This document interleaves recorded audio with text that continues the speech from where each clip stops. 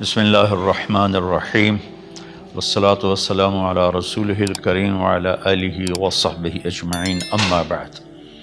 میرے محترم بھائیوں، بہنوں، بچوں، بچیوں، عزیزوں، جاننے والے، نہ جاننے والے، السلام علیکم ورحمۃ اللہ وبرکاتہ۔ کچھ دنوں سے میں قرآن سے اللہ کی پسندیدہ ہستیاں کون ہیں، کہ اللہ کس کو پسند کرتا ہے، ولی دوست کو کہتے ہیں۔ تو اللہ کا دوست کون ہے؟ وہ یہ کوئی وراثتی چیز نہیں ہے کہ ایک بڑے اولیاء اللہ تھے تو اب ان کا بیٹا بھی انہی جیسا ہوگا۔ ہمارے یہاں وراثت چلتی ہے کہ بڑے بزرگ کا بیٹا بھی بزرگ بن جاتا ہے، چاہے وہ کلین شیو ہو، وہ لوگ اس کے پاؤں چوم رہے ہوتے ہیں، جہالت ہے۔ تو آج میں تھوڑا سا سورہ بنی اسرائیل ہے، اس میں بھی سارے اخلاق بیان ہوئے۔ میرے بھائی بہنوں، ایمان لانے کے بعد انسان بنتا ہے، اور اس کے بعد اس کی قیمت، اس کا بڑا پن، اس کی وجاہت، اس کی شرافت، وہ پیسوں سے نہیں ہوتی۔ پیسوں سے انسان مالدار تو ہو جاتا ہے، بڑا نہیں بنتا، بڑا نہیں بنتا۔ ہمارا علم غلط ہو گیا۔ بڑا بڑا بندہ جے بول دیا 3 ملین، یہ 200 مربع، یہ نوابہ فلانا ہے، نوابہ فلانا ہے۔ میرے بھائیو، یہ بالکل غلط علم ہے۔ بڑا وہ ہے جسے اللہ پسند کرے، بڑا وہ ہے جو میرے نبی کی زندگی کے پیچھے چلے، بڑا وہ ہے جس سے اللہ تعالیٰ راضی ہو جائے، باقی سب چھوٹے چھوٹے ہیں۔ تو آج ایک تیسری جگہ سے میں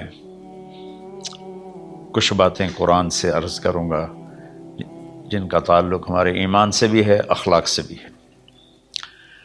وہ ہے بسم اللہ الرحمن الرحیم، وَقَضَىٰ رَبُّكَ أَلَّا تَعْبُدُوا إِلَّا إِيَّاهُ بِالْوَالِدَيْنِ إِحْسَانًا إِمَّا يَبْلُغَنَّ عِندَكَ الْكِبَرَ أَحَدُهُمَا أَوْ كِلَاهُمَا فَلَا تَقُل لَّهُمَا أُفٍّ وَلَا تَنْهَرْهُمَا وَقُل لَّهُمَا قَوْلًا كَرِيمًا وَاخْفِضْ لَهُمَا جَنَاحَ الذُّلِّ مِنَ الرَّحْمَةِ وَقُل رَّبِّ ارْحَمْهُمَا كَمَا رَبَّيَانِي صَغِيرًا۔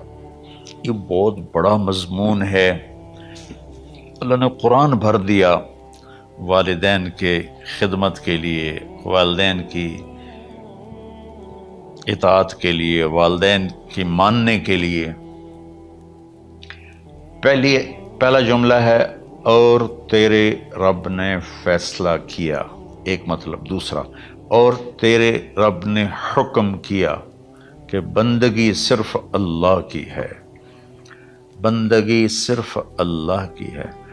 عبد اسے کہتے ہیں جو ہر بات پہ سر جھکا دے، عبد اسے کہتے ہیں جو ہر بات پہ بچھ جائے، اس کو عبد کہتے ہیں۔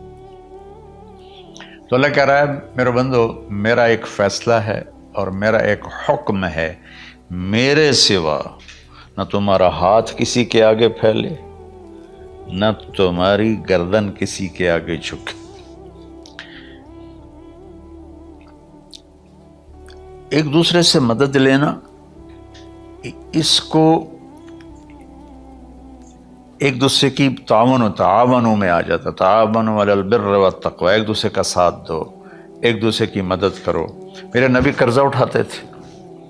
میرے نبی جب انتقال ہوا تو آپ کی زرہ 9 وسق پر، وسق 5 من کا ہوتا ہے، تو وہ جو کے بدلے آپ نے زرہ رکھوائی تھی کہ جب میں تمہیں ادا کروں گا زرہ لے لوں گا، اور آپ کا انتقال ہو گیا، آپ زرہ اپنی واپس نہیں لے سکے۔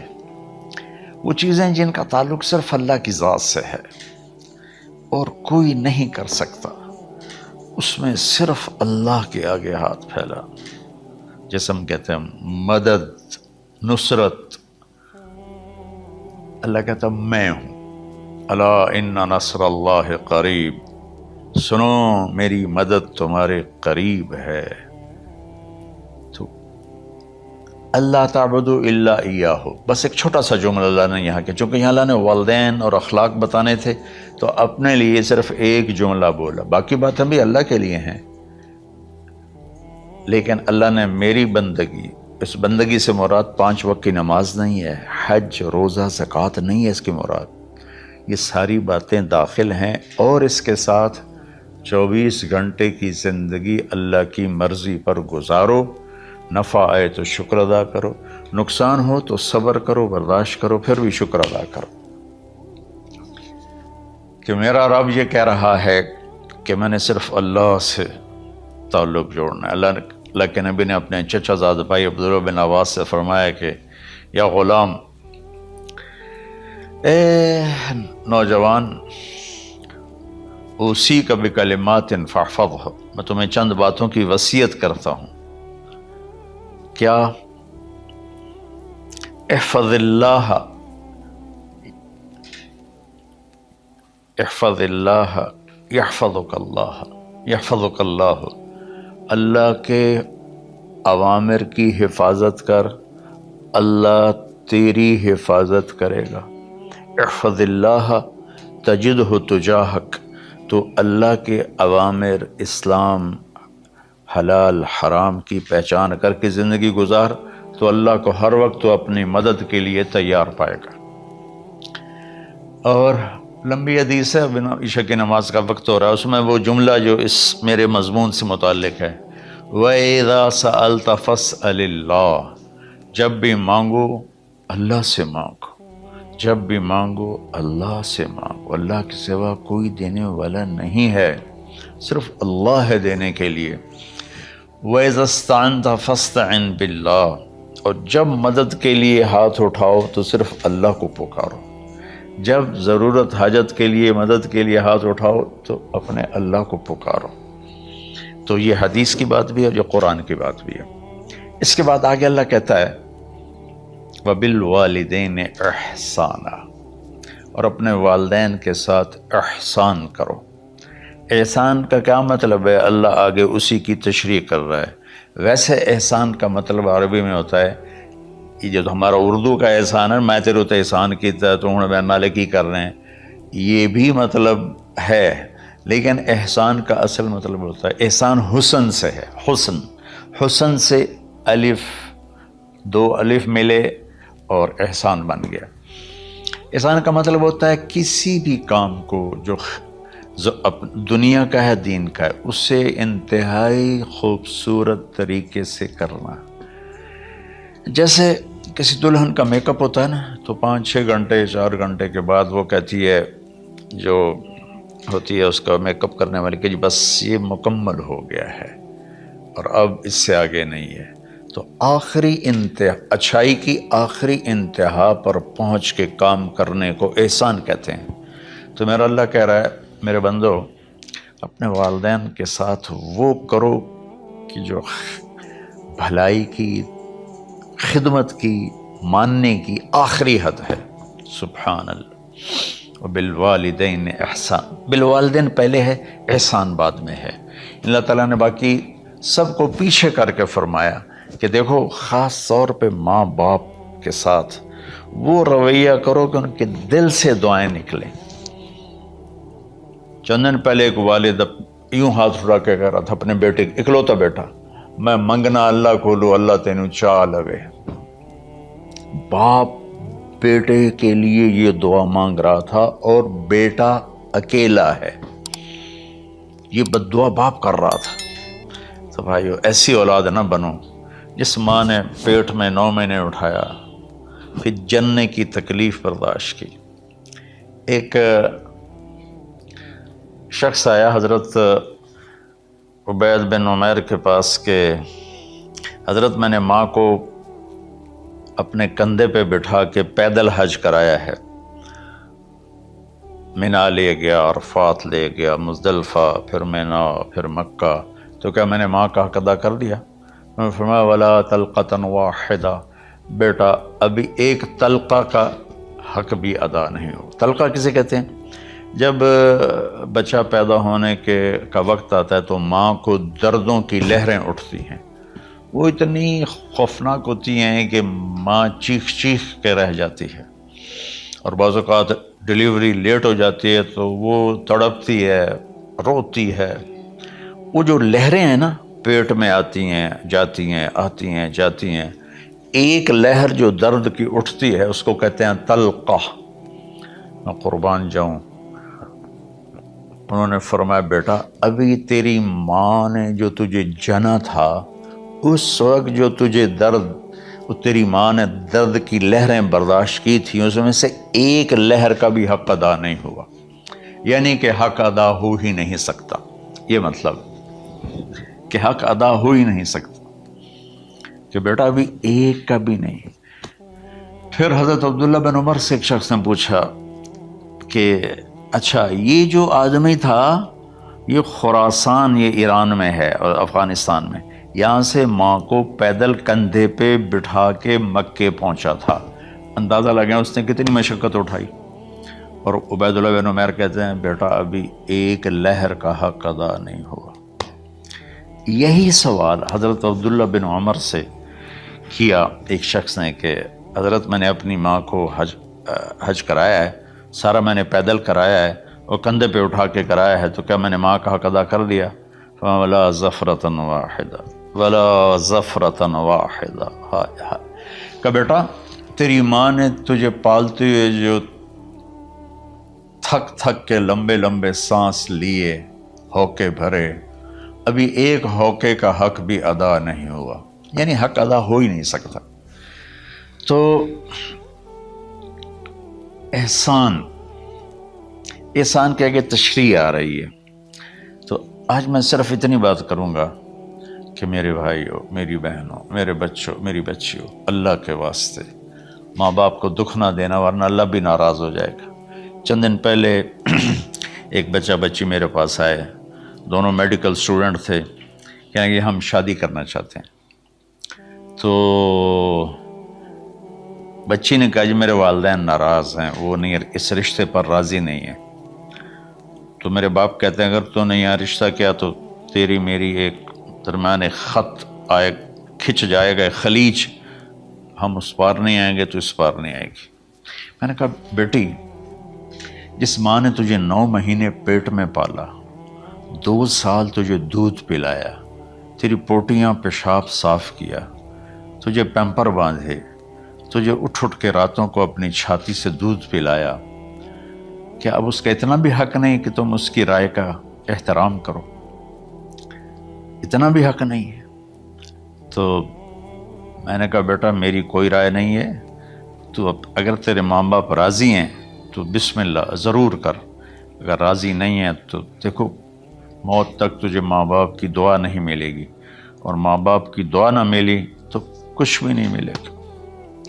تو بھائیو دوستو، خاص طور پر آج کے کالج کے نوجوان بچے بچیاں یہ ماں باپ کے ساتھ بہت بدتمیزی کرتے ہیں، چونکہ اس میں والدین کا پہلا قصور ہے کہ انہوں نے ان کو دین نہیں سکھایا۔ بچپن میں انگلش میڈیم سکول، پھر او لیول، پھر اے لیول، تو انہیں کیا پتہ ماں کون ہے باپ کون ہے۔ ایک پرانی بات ہے، ایک شخص اپنے بیٹے کو لے کر آیا کہ یہ میرا بچہ ہے اور یہ فلاں جگہ شادی کرنا چاہتا ہے، اور ہم میں سے کسی کی رائے نہیں ہے، اور یہ مانتا نہیں ہے، اور اس کے ساتھ اس نے نا دھاڑے مار کے رونا شروع کیا۔ تو میں نے بچے کو دیکھا تو یوں کر کے بیٹھا تھا، اس کا باپ رو رہا ہے، ہچ کیوں تو ایسے بیٹھا ہو۔ تو مجھے اچانک خیال آیا، میں نے کہا شیخ صاحب اس کو کہاں پڑھایا تھا؟ کہا جی امریکن اسکول۔ میں نے کہا اس کے بعد آسٹریلیا بھیجا تھا مزید تعلیم کے لیے۔ ان کے شیخ صاحب اس بچے کا کوئی قصور نہیں، آپ کا قصور ہے، اس کو تو پتہ ہی نہیں میری ماں کیا ہے، میرا باپ کیا ہے۔ ایک ہماری تہذیب تھی وہ ختم ہو گئی ہے، اس میں علم نہیں بھی تھا تو ماں باپ کا۔ میں نے اپنی آنکھوں سے دیکھا، میں نے اپنے دادا کو دیکھا لیکن مجھے یاد نہیں، لیکن جو میرے دادا کے چھوٹے بھائی تھے ان کو میں سنبھلتا ہوں، ان کو میں نے دیکھا ہے، 3ری 4تھی جماعت تک میں تھا، 61 میں ان کا انتقال ہوا، میری 9 سال عمر تھی، تو 8 سال۔ ان کے بیٹے جوان تھے، اور ڈیرے میں جب وہ بیٹھتے تھے تو ان کے بچے ان کے سامنے نہیں بیٹھتے تھے، ان کی پیٹھ کے پیچھے بیٹھتے تھے۔ اتنا ادب تھا، حالانکہ چاروں کے چاروں دین نہیں جانتے تھے، تہذیب تھی، ثقافت تھی، جو آج کی تہذیب نے ہم سے سب کچھ چھین لیا۔ اب بھی آپ جاؤ بیٹا تھر پارکر میں گیا ہوں 2-3 دفعہ، اور وہاں مسلمان نہیں، ہندو عورتیں جب گاڑی گزرتی ہے تو گھونگھٹ کو نیچے کر لیتی ہیں، اپنا چہرے کو فوراً چھپا لیتے ہیں۔ تو خیر بہرحال میں نے کہا شیخ صاحب اس بچے کا قصور نہیں، آپ کا قصور ہے۔ تو میرے بچوں، اپنے ماں باپ کو خوش کرو، راضی کرو۔ ان کا راضی ہونا اللہ کی رضا ہے۔ میں اس کی تفصیل انشاءاللہ آگے بتاؤں گا، آج میں صرف اتنا ہی میں نے تمہید باندھی ہے کہ ماں باپ کا کیا مقام ہے، ان کی کیا عزت ہے۔ ایک شخص آیا، یا رسول اللہ میرا باپ میرے پوچھے بغیر میرا مال خرچ کر لیتا ہے۔ آپ نے کہا بلاؤ، چونکہ بچے کا ذاتی مال اگر ہو تو شرع کے لحاظ سے باپ پوچھ کے استعمال کرے، بغیر پوچھے استعمال نہ کرے۔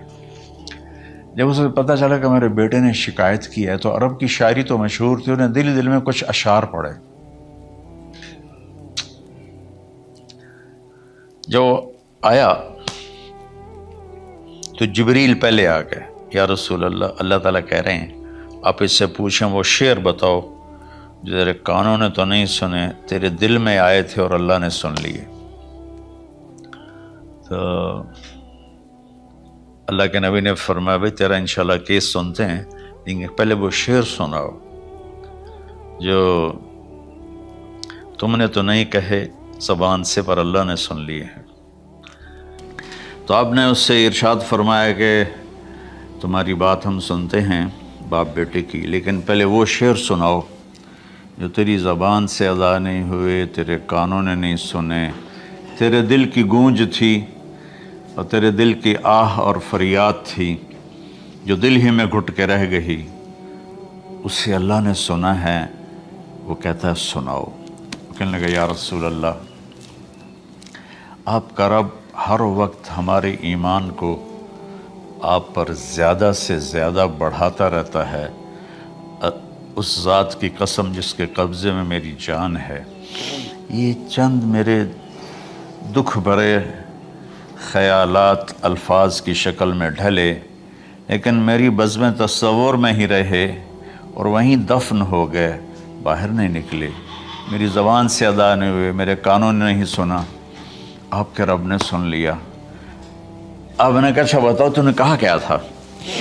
تم نے کہا جی میں نے بچے کی جب سنی شکایت میری کی ہے تو میں نے کہا تھا غضوتک مولودا وعلتک یافعا تعل بما اجنی علیک وتنہل واذا ضاقتک بالسقم لیلۃ لم ابت لسقمک الا ساہرا اتململ کأنی انا المتروک دونک بالذی ترکت به دونی وعینی تحملہ تخاف الرضا نفسی علیک وإنہا لتعلم ان الموت وقت مؤجل فلما بلغت السن والغایة التي الیہ مدى ما فیک كنت اؤمل جعلت جزائی غلظة وفظاظة كأنك انت المنعم المتفضل فلیتک ان لم ترع حق ابوتی فعلت كما الجار المجاور يفعل فأولیتنی حق الجوار لم تکن علی بمال دون مالک تبخل۔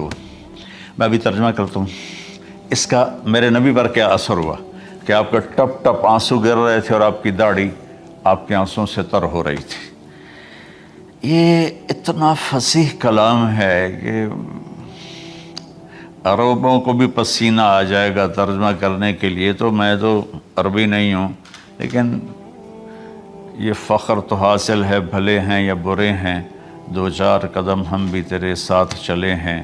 کچھ عرصہ اہل علم کی محفلوں میں بیٹھے، کچھ زبان کی شناسائی ہوئی، تو میں اپنی کم مائگی کے ساتھ اس کا ترجمہ کروں گا۔ وہ کہتا ہے غزوتک مولودا وعلتک یافعا، تعل بما اجنی علیک و تنحل، میرے بیٹے جس دن تو پیدا ہوا ہم نے اپنے لیے جینا چھوڑ دیا، ہوئے ہوئے ہوئے ہوئے، ہم تیرے لیے جیے۔ تیری ماں تجھے دودھ پلاتی تھی، میں تیرے لیے روٹی کے نوالے لاتا تھا، میری ساری کمائی پہلی اور آخری سب تیرے اوپر لگتی تھی۔ تجھے خوش دیکھتے تھے تو خوش ہوتے تھے، تجھے روتا دیکھتے تھے تو ہم روتے تھے۔ وَإِذَا ذَاقَتْكَ بِالسُّقْمِ لَيْلَةً لَمْ أَدْلِ سُقْمَكَ إِلَّا سَاهِرًا أَتَمَلْمَلُ، جب تو کبھی بیمار ہو جاتا تھا تو تیرے سرانے بیٹھ کر ہم ساری رات روتے تھے اور دعائیں کرتے تھے، یا اللہ ہمارے بچوں کو بچا لے، ہمارے بچوں کو صحت دے دے۔ اس تڑپ میں ساری ساری رات میں جاگتا تھا، تیرے لیے میں نے اپنا سب کچھ لگا دیا، اپنے لیے جینا چھوڑ دیا، اپنی خواہشات کو دبایا، تیری ہر خواہش کو پورا کیا، تجھے مسکرانے کے لیے، تجھے ہنسانے کے لیے میں دھکے دھوڑے کھاتا رہا، کبھی گرمی لو کی جھلسا دینے والی ریت اور کبھی سردی کے سرد ہوا کے تھپیڑے، لیکن میں ان دونوں سے گزرتا ہوا تجھے پالنے کی خاطر اپنے آپ کو کھپاتا رہا۔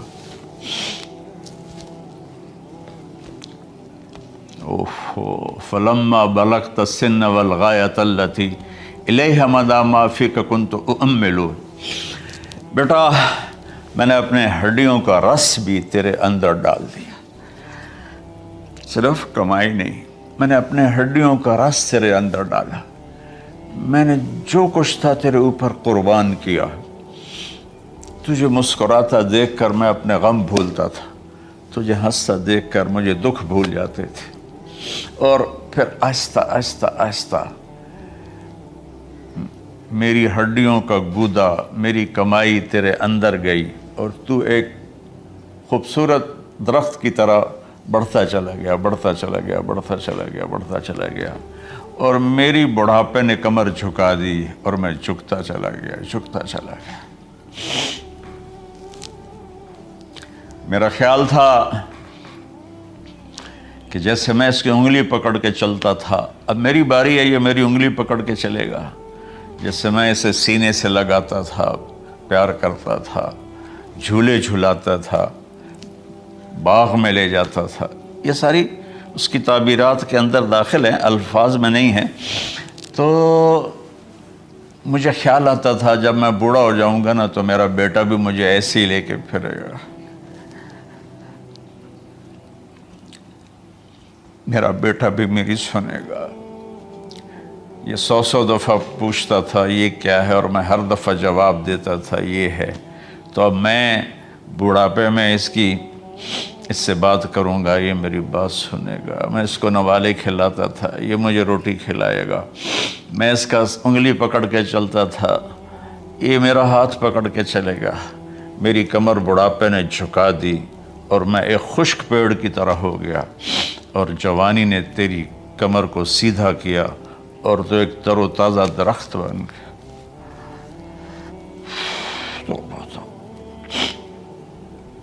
تو مجھے خیال آیا کہ میں نے 20 سال اس بچے کو پالا ہے، ابھی اپنی ماں اور باپ کو دیکھے گا، لیکن ایک دم اچانک کیا ہوا، فلما بلغت السن والغایۃ التی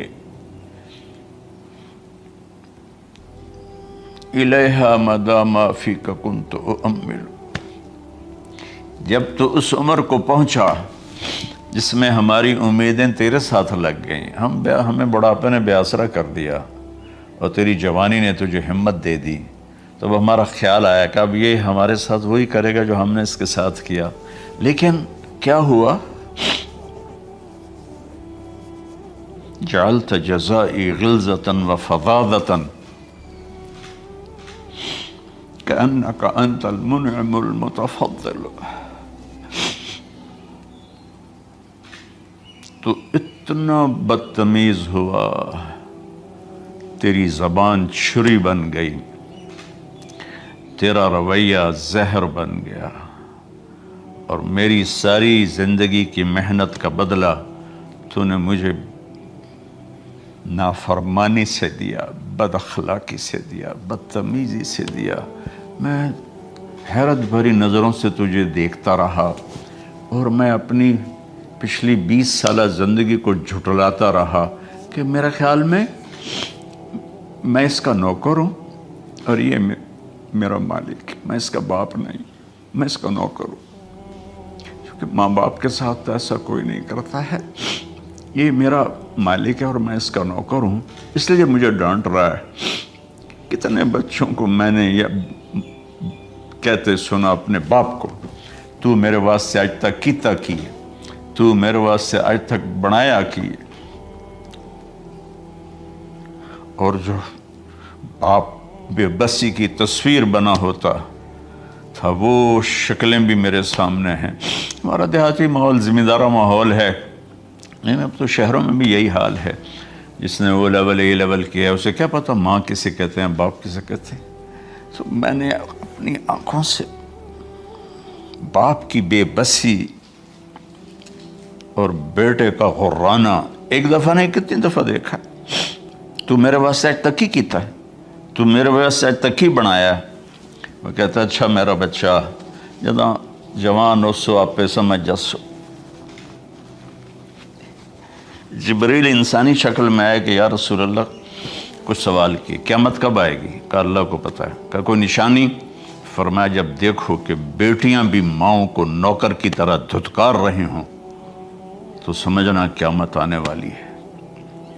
کچھ عرصہ پہلے ایک بچی اور ماں، تو ماں کچھ بات کر رہی تھی اور بیٹی کہہ رہی تھی بھوک نہیں بھوک نہیں، اور اس کی ماں کے خون سے بھرے ہوئے آنسو بہہ رہے تھے اور اس کی ہچکیاں لگ رہی تھی کہ یہ وہ ہے جس کو میں نے اپنے پیٹ سے جنا اور اپنی چھاتی کا دودھ پلاتے پلاتے پلاتے میں نے کتنی تکلیفیں برداشت کی،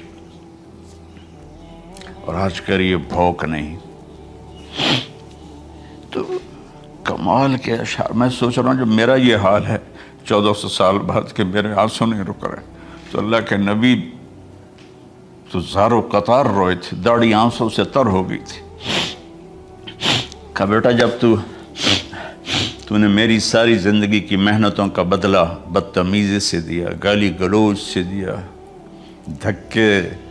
دھکے دے کر باپ کو گھر سے نکال دیتے ہیں، تو بیٹا میں یہ سمجھا کہ تو نے ایک خواب دیکھا تھا، تو نے ایک خواب دیکھا تھا کہ تو باپ ہے اور یہ بیٹا ہے۔ اصل حقیقت یہ ہے کہ یہ مالک ہے اور میں نوکر ہوں۔ پھر آگے کہتا فَلَيْتَكَ إِن لَّمْ تَرَ حَقَّ أُبُوَّتِي فَعَلْتَ كَمَا الْجَارُ الْمُجَاوِرُ يَفْعَلُ۔ اچھا چلو بیٹا تو نے مجھے باپ تو نہ سمجھا، چلو ایک پڑوسی سمجھ لو۔ عرب میں پڑوسی کا بہت خیال کیا جاتا تھا، اور یہ عرب کی شان تھی کہ اپنے پڑوسی کو وہ عزت دیتے تھے جو اپنے گھر میں ایک دوسرے کو عزت دیتے تھے۔ تو اس نے پھر اس کی طرف اشارہ کیا کہ اگر میں تیرا باپ نہیں ہوں، تیرے رویوں کو دیکھ کر تو یہی لگتا ہے کہ میں تیرا نوکر ہوں، تو میرا مالک ہے، تو چلو اتنا تو کر دے جتنا ایک پڑوسی کے ساتھ کرتا ہے۔ فَأَوْلَيْتَنِي حَقَّ الْجِوَارِ وَلَمْ تَكُنْ عَلَيَّ مِنْ دُونَ مَالِكَ تَبْخَلُ۔ تو پڑوسی پر تو عرب خرچ کرتے ہیں، تو بھی تھوڑا سا میرے اوپر خرچ کر دیتا اور تو بخیل نہ بنتا، اور میرے خوابوں کو چکنا چور کر دیا، میری امیدوں پر پانی پھیر دیا، میرے بڑھاپے کو ذلت اور رسوائی میں بدل دیا۔ اچھا میرا پتر جا خوش رہو۔ ماں باپ کہاں بد دعائیں کرتے ہیں۔ تو میرے نبی کی آنکھوں سے آنسو، یہ ساری داڑھی تر ہو گئی، تو آپ نے اس کے بچے کو گریبان سے پکڑا اور جھٹکا دے کر دھکا دے کر دفع ہو جا، انت و مالک لابیک، تو اور تیرا سب کچھ تیرے باپ کا ہے۔ حضرت علی رضی اللہ تعالیٰ عنہ سے کسی نے پوچھا کہ آپ کے بیٹے حسن کیسے بیٹے ہیں؟ کہا حسن میرا وہ بیٹا ہے کہ جب میں چلتا ہوں تو میرے آگے نہیں چلتا، میرے پیچھے چلتا ہے۔ جب کہیں بیٹھنے کا موقع آتا ہے تو یہ پہلے نہیں بیٹھتا، پہلے مجھے بٹھاتا ہے پھر خود بیٹھتا ہے۔ جب کھانے پر بیٹھتے ہیں تو یہ روٹی کی طرف ہاتھ نہیں بڑھاتا جب تک میں نہ بڑھاؤں، یہ سالن کی طرف ہاتھ نہیں بڑھاتا جب تک میں نہ بڑھاؤں۔ میں کمرے میں ہوں تو یہ چھت پہ نہیں چڑھتا کہ میرے باپ کی بے ادبی ہو جائے گی۔ میں حالانکہ چھت پہ چڑھنا ضرورت کے لیے ہوتا ہے، لیکن قربان جائیں اہل بیت کے ایسے ہی اخلاق ہوتے ہیں، آل رسول ایسے ہی ہوتے ہیں۔ میرے عزیزوں نوجوانوں سے کہہ رہا ہوں جن کے والدین زندہ ہیں، ہم تو محروم ہو گئے، وہ قبروں میں چلے گئے، لیکن میں اتنا مصروف رہتا ہوں۔ اب یہ کرونا کی وجہ سے گھر میں بیٹھے ہوئے ہیں، یعنی میری زندگی ایسے پہیے کی طرح گھومی ہے، اور پھر دل کی تکلیف، پھر اس کے ساتھ سر کا درد شدید۔ اس کے باوجود میں روزانہ 10 نفل اپنے باپ کے لیے پڑھتا ہوں، 10 نفل اپنی ماں کے لیے پڑھتا ہوں، اور 4 نفل اپنی خالہ کے لیے پڑھتا ہوں، کہ ساری زندگی سجدوں میں سر رکھ کے اس کا ثواب ماں باپ کو پہنچاؤں، تو ماں باپ کا حق ادا نہیں ہو سکتا۔